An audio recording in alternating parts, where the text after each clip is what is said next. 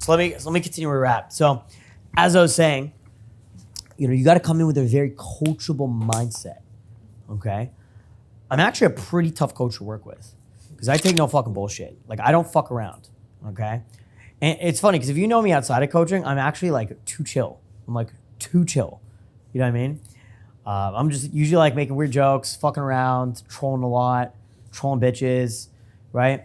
But I take this work extremely fucking seriously. Like, extremely seriously. Because at the end of the day, dude, my life's perfect. I have a perfect fucking life. It's been fucking amazing. I broke up with my girlfriend a month ago, guys. A month ago, like to the date, okay? In the last 2 weeks, I got back from Europe exactly 2 weeks ago. I've pulled women home every single night for the last 2 weeks, okay? And what's funny about that is I don't have a Tinder account right now. It's not like I'm just doing online game and like social media and shit, Tinder or whatever. I've been going to bars and clubs 7 nights a week, roaming the streets when there's no one out, okay?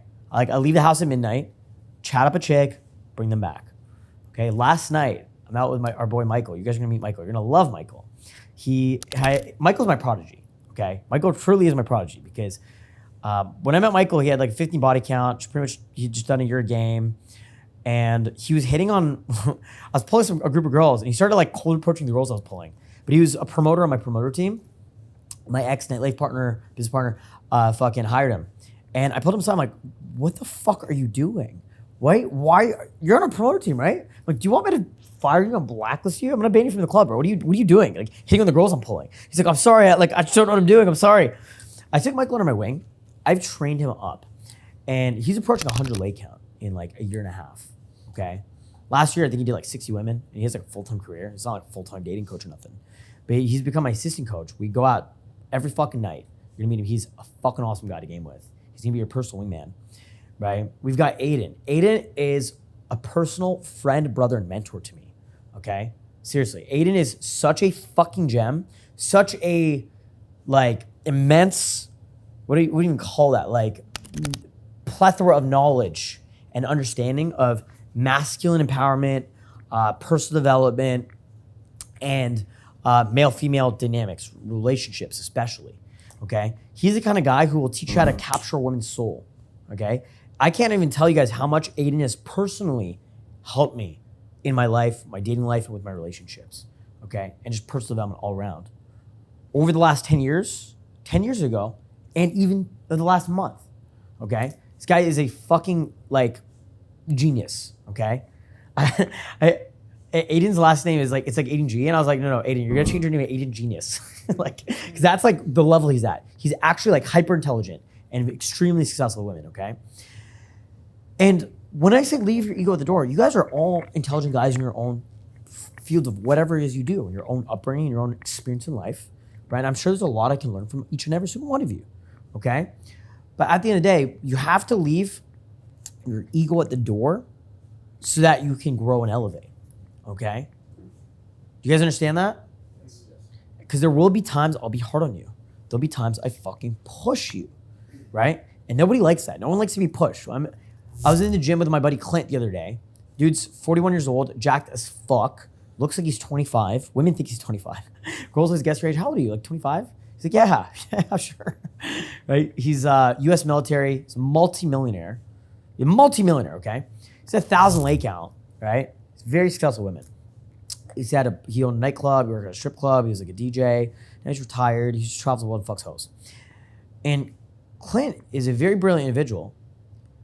Yeah, he's the most humble guy you'd ever fucking meet, right? If I give him some sort of feedback or whatever with game, he'll take it, right? And I'm in the gym lifting crazy fucking heavy weights, right? He's pushing me past my limits. I'm not crying. I'm not complaining. I'm not making excuses. I'm just like, okay.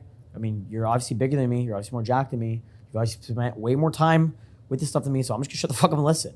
And now I'm hitting new PRs in the gym without even trying too hard, just by following his strategies. Do you understand? Do you guys get that? Anyone here a multimillionaire?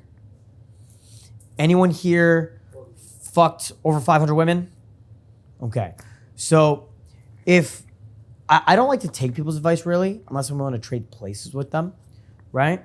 But even that, there's always something you can learn, or you can keep an open mind and open ears and learn from everyone around you. Does it make sense?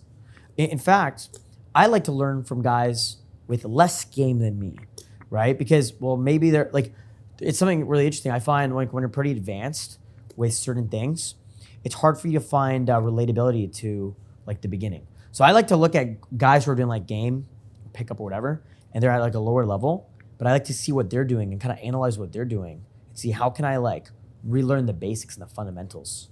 Does it make sense? So you can always learn, you can always grow, but again, you got to leave your ego at the door, guys. You have to leave your ego at the door, right? And that means, following instructions, okay? That means showing up on time.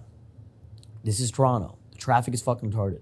Literally none of you guys have excuses to be late. Doesn't matter if you're getting your dick sucked. Kick the bitch out of the house and fucking pull up. You know what I mean? Like, you have no fucking excuse, okay? Right? And just like, obviously, Ubers and stuff account for the traffic. Like, you just gotta be very strategic about that, okay? Plan in advance. No being fucking late, okay? And it's really important. It's extremely important that you guys follow that, okay? Because there will be times where it's like, okay, you show up to the club 5 minutes late, you're waiting in line for 40 minutes, okay? I'm serious. This past weekend, I threw a party with some of the biggest influencers in Toronto, okay? We had JB Always Fresh. He's a TikTok barber. He like literally cut like Jake Paul's hair, Andrew Tate's hair, like all the biggest like NBA stars and like literal billionaires. Like this dude is up. 12 million fucking followers, right? So I told him like be on fucking time. Let me ask you a question. Was he late? Yes or no? No. Fuck no, he wasn't. If he was late, I want to get in the club. Sorry, bro. I don't give a fuck you've 12 million followers. You're staying outside. I don't give a fuck that you're hanging out with billionaires and millionaires and the biggest influencers on the planet. Don't be fucking late. Do you understand? So if a kid with 12 million fucking TikTok followers who's, hanging out with all these millionaires and billionaires, and he's richer than most of you guys, is fucking on time, who the fuck are you to be late? You know what I'm saying? Like, see, I want you to think about that.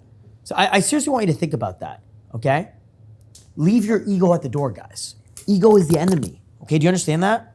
I'm going to tell you guys right now, it's going to be fucking weird when you guys see me walk the streets and random Indians come up to me like, oh my God, Justin Marc, oh my God. Take a selfie. They're just like trying to harass me, try to like grab my dick and shit. I'm like, get the fuck away from me, right? I get in an Uber and the Uber driver's like, oh my God, I love your videos. I order like my Uber Eats to the door and like the random guy's like, oh my God, can I get a selfie with you? Right, it happens a lot. Like I'm pretty fucking hot in Toronto. And most of the time, as long as they're not making me uncomfortable, I will stop and talk to them. If they make me uncomfortable, I'm like, hey, great to meet you, buddy. Okay, I'll see you around. Yesterday, I went to like a driver's license center to like share the driver's license, right? And dude, I'm there for like literally 3 minutes and like multiple people come up to me and take selfies. I'm hot in Toronto right now. Everybody knows who I am strategically. I'm gonna teach you why I did that and how I did that later in the program. We teach you that on Sunday, okay? Stick to the program till the end, okay? This is a tough boot camp.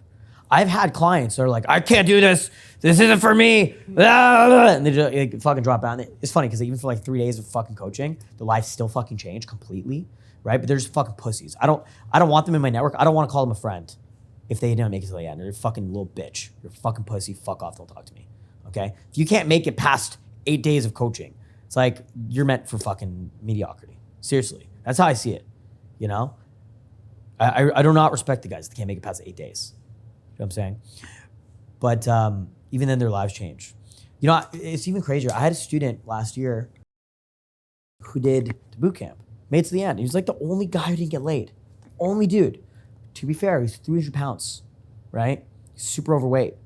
I think he was like a 40-year-old virgin, dude. Like this guy was old, virgin, like just not fucking good at all in any level. But he was humble. He was always on time. He was always attentive. He was always sitting there. He was always listening. I'm on Instagram the other day and I see a photo of him, wedding photos. And I'm like, holy shit. Holy shit. The woman was a fucking 10.